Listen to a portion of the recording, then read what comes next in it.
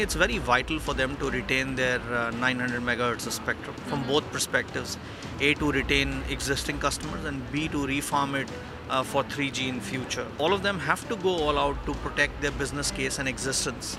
And for some of the operators, the number of licenses that are coming up for renewal are far too high, and they actually are responsible for probably majority of their top line and bottom line. Right. And therefore for them it's a make or break. Absolutely. What about 2100 megahertz? Only one slot is being put up for auction. Do you think that could really make it very expensive? Essentially there are 4 operators in the market. So it's Airtel, it's Vodafone, it's Idea and Arcom to some extent. Because none of them has a pan-India footprint, they'll at least want to expand their footprint into those territories where they don't have.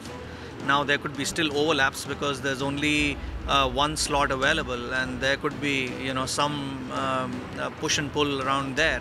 So I think just having one 5 megahertz band is in itself a supply constraint, and if there is big demand, then it can lead to escalation of prices there as well.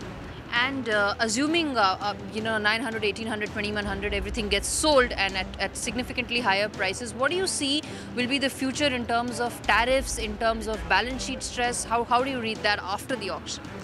Well, I think given by the past track record, it seems that every next auction will be more expensive than the previous one. And if that is true, I don't see that any operator truly has a balance sheet strong enough to absorb all these costs internally. Therefore, I think eventually the telecom services in India are going to go expensive.